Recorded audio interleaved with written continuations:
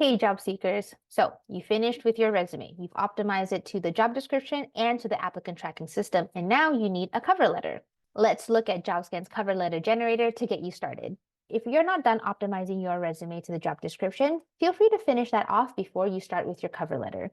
With our cover letter generator, we're going to help you match the key skills mentioned in the job description and match them to the key skills mentioned in your resume.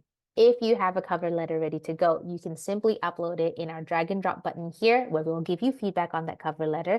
But if not, you can get started with the generate cover letter button right here. Our cover letter generator is powered by AI, so we'll need to remind you that while AI is helpful, it is not perfect. Please always make sure that whatever AI has generated for you is an accurate reflection of your experience. So let's get started. Let's click Generate Cover Letter here. What our generator has done for me is created a cover letter that makes specific mention to the role I want to apply for and makes specific reference to all of my previous experience related to this role. You can see that our tool took a very short time to generate this cover letter for you, but it's still not perfect. So if you need to clean it up, you can simply click into the cover letter and make your edits there. There's double here, so let's clean up.